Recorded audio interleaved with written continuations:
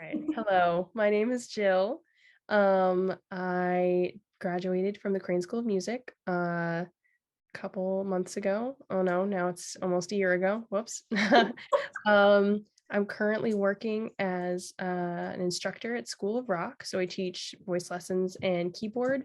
Um, and what else am I doing? That's basically it. Love it. I Yeah. love it. And so I know you're like a super creative person because you did an amazing project when we were on the Camino. You can give a little background on that if you want, because you're going to tell it way better than I will. But especially in that sense, like what sparked your creativity for that project?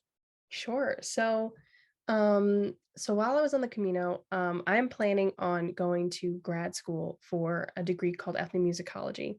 I was inspired to do that because I loved anthropology, I love music, and I was asking my advisor what the intersection of that was, and his wife is an ethnomusicologist who was telling me all about this career that seemed absolutely incredible.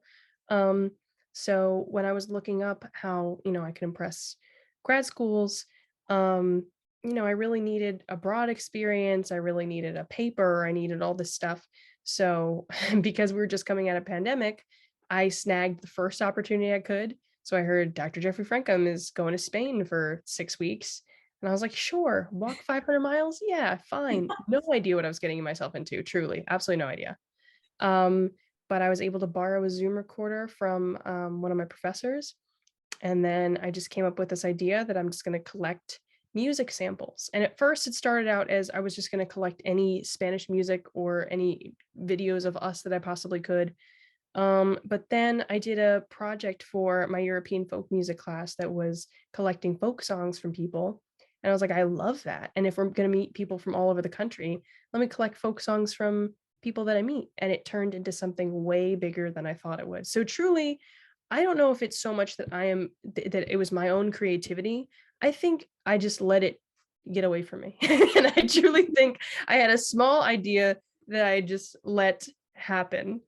I really don't think it was anything that had to do with me. I just let it kind of come to me, which was nice. And it was really fostered by the environment on the Camino, because I think that if I were to try and interview people like that in my day-to-day life, I don't think people are as willing to be just share music and share themselves and just be so open like that. But on the Camino, everyone has a story that they want to share. Not everybody, but a lot of people. Yeah. It was really easy to connect with people like that. So yeah, it was really fun. And how have you brought that back with you in like your everyday life? Like you said, people aren't necessarily as open Yeah. in, I guess, this reality that didn't really exist on the Camino. So how did you bring that back with you? Yeah. So when I was walking, there's this one day that I met this Italian man named Davide, and Davide and I talked about how ways that we want to bring this back into our daily lives, because we're discussing, even though there is kind of a type of person that comes on the Camino, we're all just people. We're all just normal people, and these types of connections are possible anywhere you go. So I feel like me bringing that back looks like when I'm at work. So I work two jobs right now. So my teaching job is the main one that I consider what I love and what I like to do. But I got a little side hustle where I work I'm a clerical worker at Macy's. So I have an office job there. Um, but all my coworkers are like middle-aged or elderly, and not typically people that I can relate to or have things in common with. But I feel like coming back from the Camino made me just view people differently and just want to connect with anyone and everyone. And I feel like I've been a lot more open. I love hearing, especially from my older coworkers, like stories from their lives and everything. And I don't know, I want to talk to so many more people. I feel like it just made me more open. It's been Yeah, really nice. Yeah. I love that.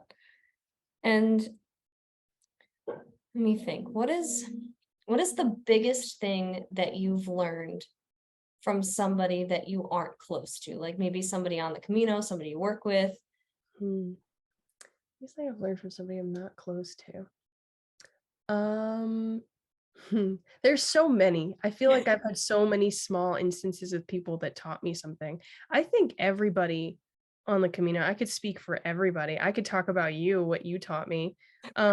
What I did I had a teach you? moment I with don't even know. can I? Can I do that? I had a moment with you when we were, at the church in Santiago that I will never forget. I frame everything, like, I literally changed my perspective on things. We were looking at the cathedral, and we were saying, like, how beautiful it was and how, like, the journey had ended, but we didn't feel, like, sad, like, it was almost peaceful, and you said to me, you were like, I think that this is what it feels like to die, like, I hope that this is what it feels like to die." And then when we went to Finisterre, it was like heaven. Like, we saw everybody again, everything was beautiful, there was, like, this peace, and it was just incredible, and I think about that a lot, very, very, very frequently. Um, just about, like, that whole idea of, endings happening, but it being sad in a way, but also just, like, peaceful and just part of life. I've had to deal with, not endings in some sense of the word. In the past couple months, I've had to deal with a lot of different endings. And I've thought about you and about what you said and, that kind of idea. So definitely, I had so many moments like that. Um I feel like one overarching theme that everybody taught me is that regardless of who somebody is, you can relate and connect on any, even if it's the smallest level to anybody. You really can. Doesn't matter how different they are. Yeah, Mm. but you can also find differences in everybody, even the people you think that you're closest to. So it's interesting. Yeah. And in terms of like mental health, Mhm. the Camino was definitely a struggle. So even just in your everyday life, like what did the Camino teach you that help you now with like your mental health and just continuing to stay motivated and keep going? Oh yeah. The Camino was such an exercise in there's okay, I'm probably misquoting this and this may be um a mistranslation or just misunderstanding of what it actually is. But it is my understanding that there is a Buddhist principle that's supposed to help you um with your mindset and framing your mind as when you have overwhelming thoughts or just any passing thought, just seeing it from a third person perspective and being like, oh, that's interesting. Like, your thoughts aren't part of you, they're just something that occur, and you can just see them and be like, oh, that's new, that's interesting. I feel like while I was on the Camino, I practiced that so much because I was so aware of, like, my thoughts and my body, and if I was in a bad mood, I'd be like, oh, that's interesting, let me think about why I might be in a bad mood. Oh, I just walked freaking ridiculous amount of miles today. Maybe that's why I'm in a bad mood. Or yeah, just like noticing the things that come up and not judging myself for it, just observing it, like being a third person observer. Um, and that's been really, I lost it when I got back from the Camino because initially I was like really going through it and forgot everything I learned. But in the past couple months, it came back.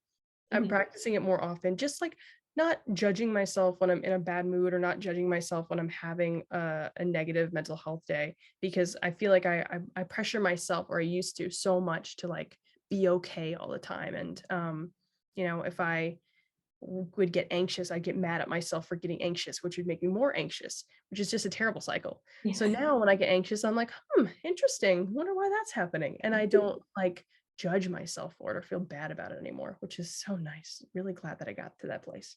Yeah. Yeah. Yeah, you were really great during the Camino, like balancing yourself with just like you were around people and constantly meeting new people, making friends, but then also having time to yourself. Like I knew, oh, she's having like an introspective moment. I was like, we're not gonna try to like talk to Jill right now because Jill is in her moment right now. Yeah. And I thought that was very admirable. So I wanted to see how maybe that kept, stayed with you. Yeah, I still really try. And again, I'm not perfect, doesn't go well all the time. Today I was just telling you I really overbooked myself. I'm pretty exhausted, but I'm still pushing. But tomorrow, because I had today where I'm doing a lot of stuff, tomorrow I'm doing nothing and I won't feel bad Yes. about it. I'm gonna go work Yes. and then I'm gonna come back and I'm not gonna do anything. So That's the best thing. And I've mentioned it in one of my earlier episodes, but I remember Dr. Clicken at one point was saying, like, if you're enjoying what you're doing, then it's not a waste of time. Mhm. And so it was, I think at that time, like in choir rehearsal, we were talking about playing video games, and somebody had mentioned, which it might have been me, that like I feel guilty sometimes when I'm just sitting and playing video games for hours. And he's like, but if that's what you need and it makes you feel good, then why is that a waste of time? Why is that considered not being productive, or that you're like, wasting this precious productivity hour? Like, no, I need time to take a break. I enjoy to have fun and to enjoy myself. It doesn't need to be, I don't need to be constantly like pushing myself. Hustle culture is so detrimental to our society as a whole. I hate it so much. It's Mhm. terrible. Yes. And that is like, just how we're expected to just kind of like work until we die. Yeah. And, like there are people who are not retiring anymore, or like they will never be able to retire.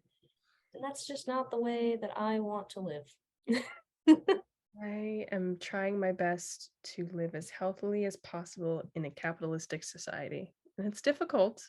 Mhm. Doing my best. That's all we can do. Yeah. And how do you stay positive? Like knowing that the world is the way that it is. Oh, that's a really, really good question. I think I learned about this in 2020. The idea of like learned helplessness. So it's where you're constantly surrounded by reminders of things that are out of your control. So it's the idea of that in 2020, when you turn on the news, all it was is huge problems that you cannot fix, that Mm, are too big for any individual to take on. yeah. And it's important to stay aware of issues like that. It's always important to be aware of what's happening in the world. But if you constantly surround yourself with things that are out of your control, you will be depressed. You will hurt yourself. So you need to balance that with reminders of things that are in your control and things that you actually are doing to help other people, to help yourself, to like that you can actually make a difference in. I think Mm. my job right now when I'm teaching, I never thought I would teach. I never wanted to do it. Mhm. It just kind of happened. Um, but that's like one of my best reminders of like I have little small victories every day with my students. I have little small victories with myself that I try to appreciate more. Like if I only save one person in this life and that person is me, I will have done a good job. So I am fine with that. Uh, yeah, so that's how I try and stay positive. I try to balance, thinking about bigger issues that are super important with stuff that I also can control. Yeah, Yeah. I love that.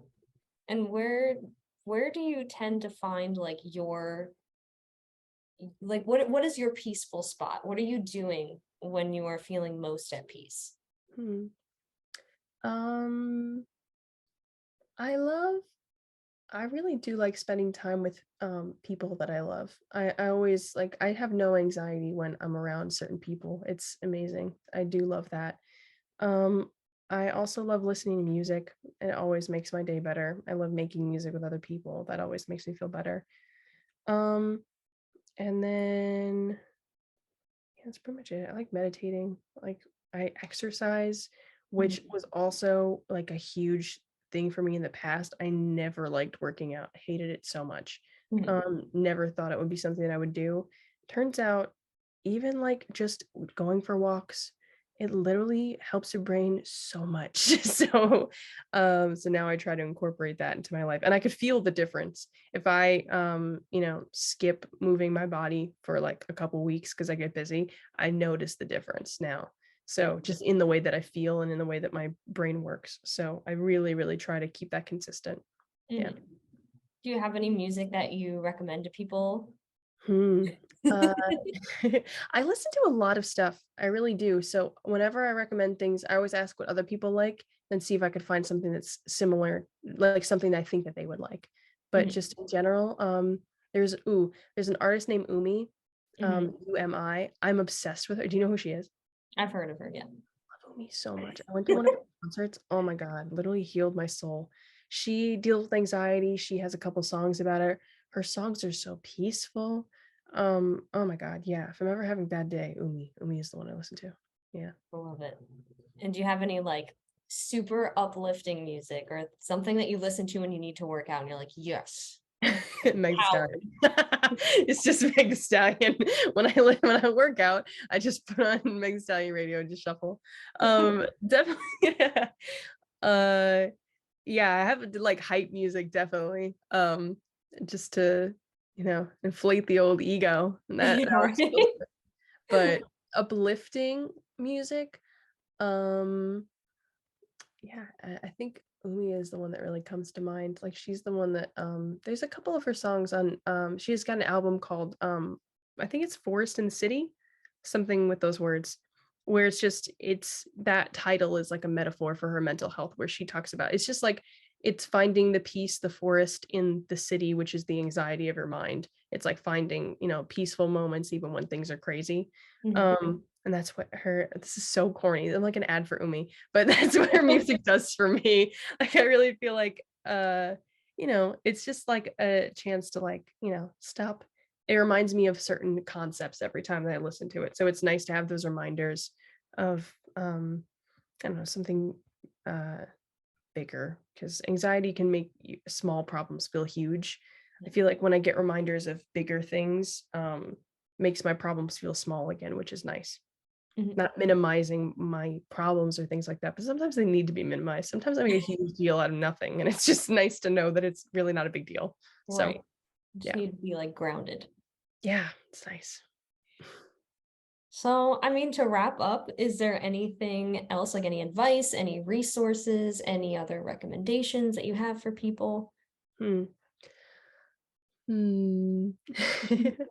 So, I can really only speak on, um, my own experience. There's a lot of things that have to do with mental health that I do not understand because I have never been through them and I'm not around people that deal with certain issues, so I really don't know too much about it. Mhm. I suffer with anxiety and depression, so those are the things that I know about and the things that I have worked through.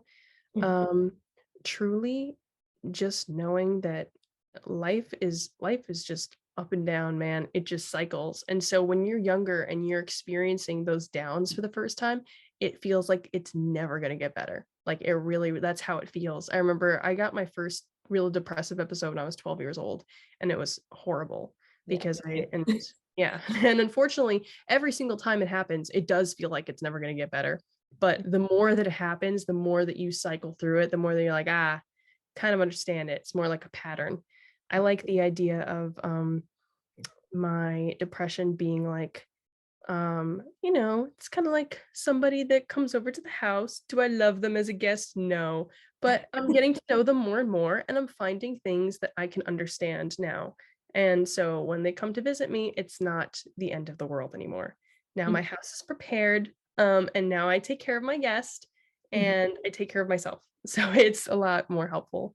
And Yeah. then with anxiety, it's just learning about being like my thoughts are not myself and um yeah, just taking care of myself in even when I am doing fine. Like right now I'm doing fine.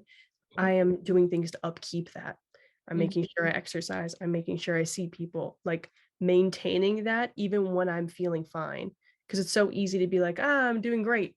Let's stop taking care of myself. And then we'll just slide right back down. So yeah, find routines that work for you. Think about like just get to know yourself and don't judge yourself. Like don't beat yourself up for struggling with mental health because so many people do. It's just truly it's fine. Yeah. Yeah, Learn yourself and take care of yourself. Yeah. I love it. Well, thank you so much for letting me chat with you. Thank you so much for asking me to do this. This is so awesome. Yeah, of course. Yeah. Oh, all right. Episode done. Awesome.